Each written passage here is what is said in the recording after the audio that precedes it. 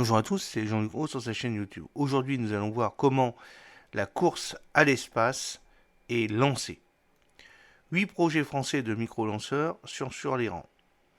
À Toulouse, à l'occasion d'un bilan du plan France 2030, le président a regretté l'absence d'unité européenne, mais il a demandé de tourner la page pour aller vers une compétition intense qui permettra plus tard une nouvelle consolidation des acteurs. Prêt, partez, feu! À Toulouse, le président de la République Emmanuel Macron a lancé la compétition dans l'espace, évoquant le compromis compliqué négocié entre la France, l'Allemagne et l'Italie lors du sommet de Séville de novembre pour sauver le lanceur européen Ariane 6. Il a déclaré regretter que l'Europe soit trop divisée. On s'est battu pendant des mois et des mois pour dire que la souveraineté européenne, c'est l'unité. Malheureusement, certains de nos partenaires historiques ont dit préférer être des compétiteurs. Donne acte, on va se battre et au carré, a-t-il expliqué. On va se battre, on sera les meilleurs et on reconsolidera autour de nous.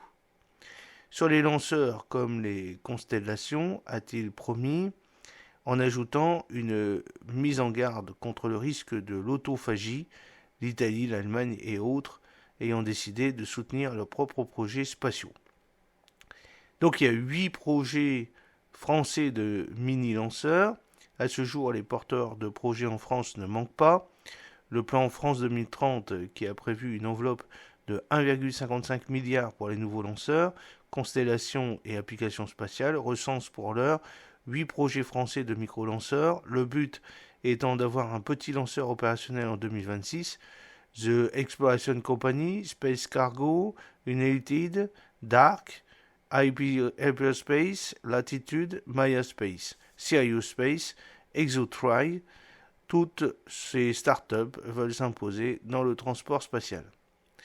Le président a aussi mentionné 4 projets de constellation soutenus par France 2030 qui doivent offrir des applications inédites. Parmi celles-ci, la constellation hyperspectrale HIP-USE de Sophia Engineering, capable de faire des images du même lieu chaque jour, ou celle d'Unsed Labs de détection de signaux de radiofréquence pour lutter contre les actes illégaux en mer. Hélène Huby, PDG de Exploration Company, a de son côté annoncé un premier vol de sa capsule spatiale Nix, un vaisseau cargo permettant d'atteindre les futures stations spatiales privées dès le premier semestre 2024. Elle a rappelé avoir déjà obtenu des commandes de la compagnie américaine Axiom, qui construit sa propre station spatiale privée, et a annoncé la signature prochaine d'un nouvel accord avec le CNES pour développer un moteur de forte poussée.